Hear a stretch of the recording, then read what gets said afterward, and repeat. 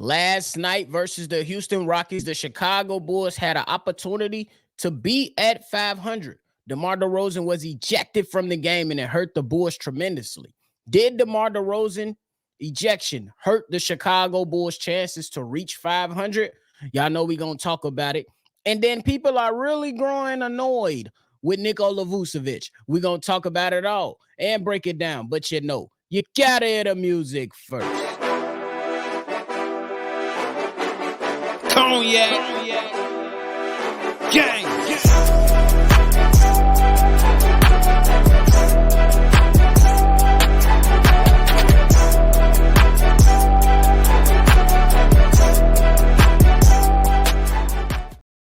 Shy Bulls Podcast with the Cognac Boys. I'm Cognac Boy Bobby, and I'm holding it down on today's daily episode. If you tuned in with me today, make sure you hit the like button, subscribe to the channel, and hit that notification bell as well. Now, look, the Chicago Bulls, they fell to the Houston Rockets, 127-117, and a huge opportunity to draw that record to being close or at 500, at least in last night's game.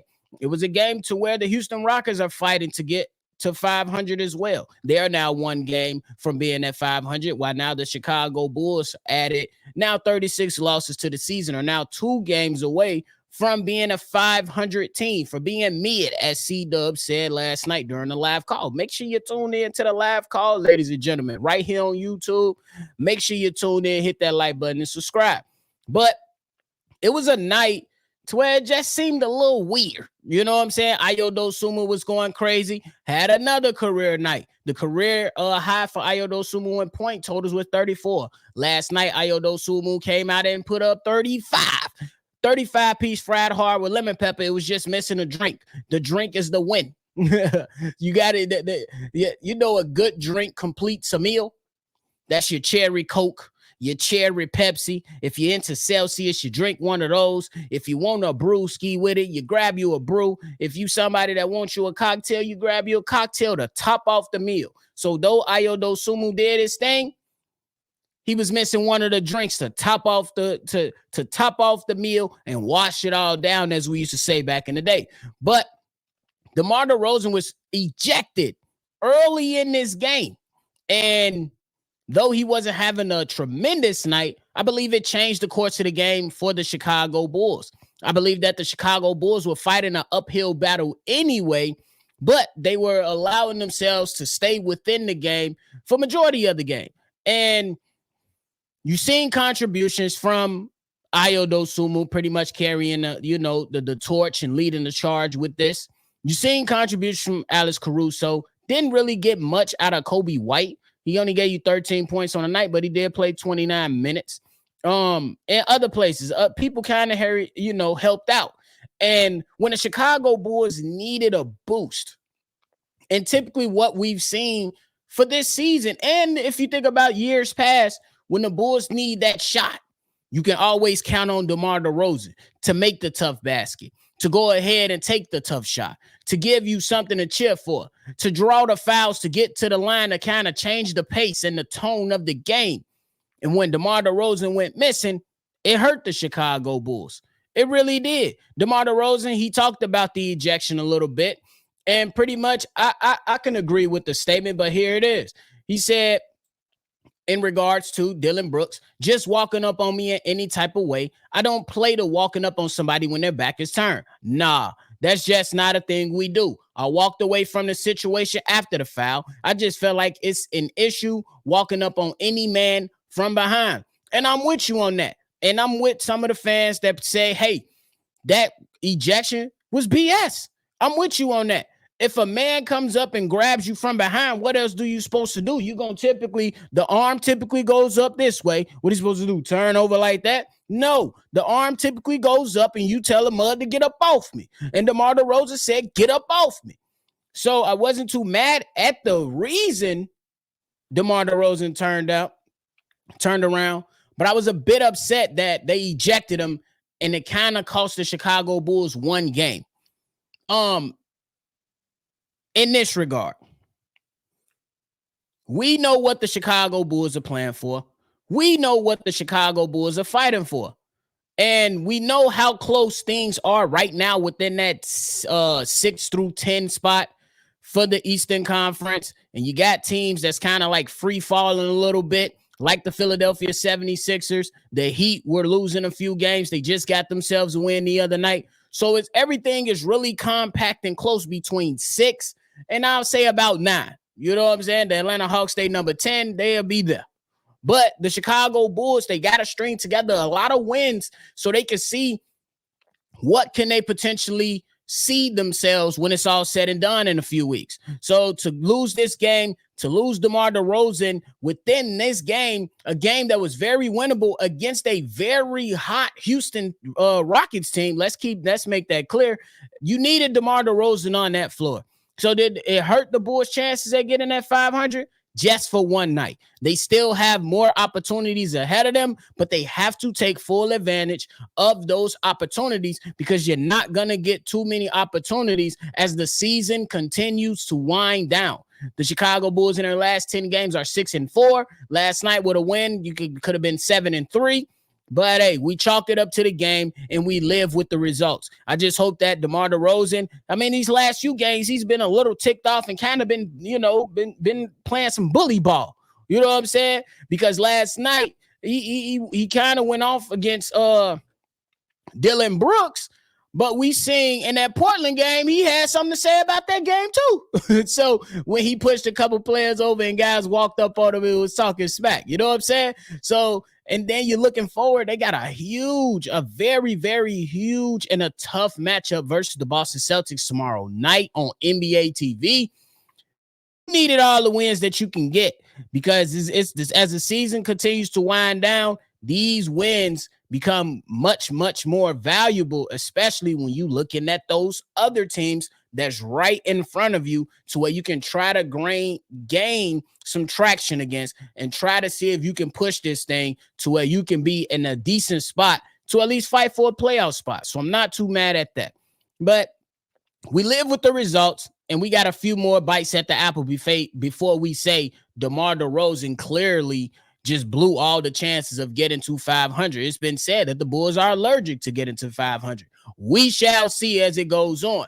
But now, moving into the next topic, people are growing tired of Nicol Lovich, including myself. People are growing tired of Nicol Lovich. We already know Nicol Lovich is going to come out and give you double-doubles. Nicol Lovich is going to give you solid offense, but there has always been the questions on what the hell Nick can provide defensively. He's always getting killed by guys or centers that are much more bigger than, more athletic than him. And you see him struggle a little bit. And you see him have tough times within that pick and roll and things like that. But my guy, Pat the Designer, who we did an episode with not too long ago, had a really valid point. He said, if you think about the European big, do you really think most of those guys come in and are exceptionally great at defense? No. You don't really think of many of them being great defenders. They always come in and they provide that punch offensively. He has a point with that. But I think that when you go against a guy and Jock Landale, Nicol Lovich, what are we doing? He was eating. Dropped 17 on Vooch head, had 12 rebounds and 5 assists with 2 blocks.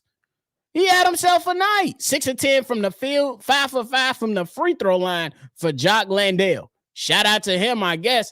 But people are really, really growing tired of Nicol Lovich, and I understand it to a degree. I still think that Nicol Lovich is a serviceable big man. He has his flaws like every other big man because there's going to be some people that bring up Andre Drummond. Andre Drummond, I would say he's a bit better than Nicol Lovich defensively. But he's very, very limited compared to what Nicol Lovich gives you offensively. So you got to be able to take what you can out of this because it ain't too many Joel Embiid's walking through that door. It ain't too many Nikola Jokic walking through that door. It ain't too many all-around big man that's going to be able to provide you what you expect out of them to walk through that door. That's just that's the reality of it all. Like, I understand the frustration with Nicol Lovich because I've grown frustrated with Nicol Lovich, but what more do you want me to do? The Bulls believe in him. I don't think they will bench him. And I think that even if they go get out a young prospect, I don't see Billy Donovan saying, hey, Vooch, we need you to come off the bench, bro. I don't see it. So this is going to be the starter for the foreseeable future. And it's just going to be one of those things to where we just be like, oh, my goodness. You know what I'm saying? Unless some trade partner comes in and they want to snatch him up, I don't see anything happening because we've seen from this front office already that they, in my opinion, kind of overvalue their players. So the decisions get hard. The situations get tough. But, hey, we are growing tired of Nicol Lovich. But the reality is, ladies and gentlemen, this is just what we're going to have to deal with for at least another year. But, hey, before we get up out of here, I want to go ahead and play 2 quick voicemails from 2 of our great callers who called in and decided to show some love to Shy Boys Podcast and wanted to be a part of this episode. So I'm going to show them some love, play the voicemails, react to it, and we're going to move on. The first voicemail, it comes from Ricky Curl, who has something to say about Nicol Lovich. Here it is. Bobby C. Love. This is Ricky Carroll. I know y'all watching the game. Could somebody please, and I try to warn you brothers every time, please mention Vukovic's lazy ass not helping out playing defense. You can't win with 4, brother. You need 5. Could somebody could please bring it up and show some film if y'all can. Y'all got the technology. He's one of the lazy ass guys, man. Peace. All right, so real quick and straight to the point, like we like it over here on Shy Boys Podcast. Ricky Curl said Nicol Lovich is a lazy mofo. Look, hey, Ricky Curl, I be calling Nicol Lovich Bigfoot ass. I be like, move your big ass feet, during a live call. But at the end of the day, that's just what we're going to get out of Nicol Lovich. It's going to be some games to where he come out there and he's going to, be more better defensively, depending on who the matchup is. But then there's going to be a lot of nights to where you don't even, you're looking at Nicol Lovich like, bro, do you even want to play tonight? Do you even want to play defense tonight, my boy? That's a lot of, we do that a lot. And you know what I'm saying? We definitely call these players out. But at some point, you just got to take it for what it is with Nicol Lovich and just say that his defense, whoever he's going to face, if that coach say we're going to run pick and roll, look out. Look out. And if the big is more athletic than Vooch, look out. Look out. But, hey, thanks for calling in, Ricky. Appreciate it, man. And thanks for being straight to the point. Now, before we go, ladies and gentlemen, we got one more to play. This one is from RDub. What's the deal, Cognac family? RDub, sitting in the middle of traffic, and I just had an epiphany, man. For the past 2 years, we was like, hey, yo, this DeMar stuff, I don't know about this, man. I ain't feeling it. I'm not going to lie. This year made me said, okay, we could go ahead and keep going with him. If the dude wanted to retire with us, let him go ahead and retire with us, bro. He's proven enough, bro. Look at how much this man is playing.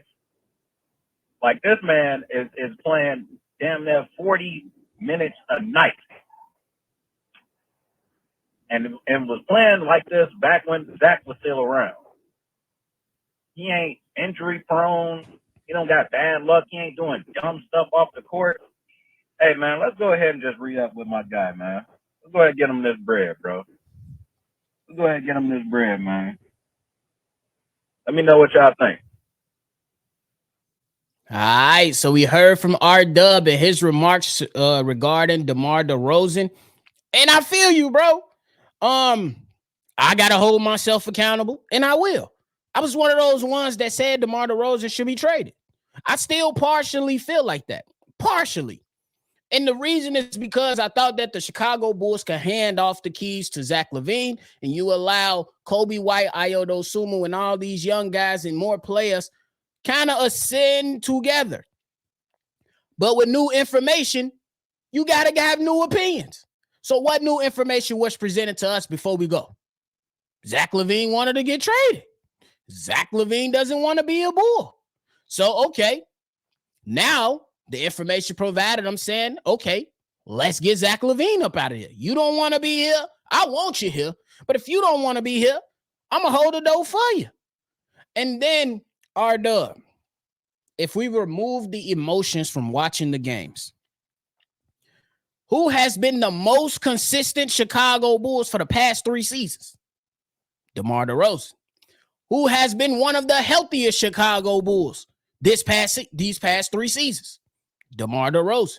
Who has been the de facto leader of the Chicago Bulls these past 3 years? DeMar DeRozan. Who's able to get you a shot? Who takes all the game-winning shots? DeMar DeRozan. Who's allowing these young guys to flourish with veterans?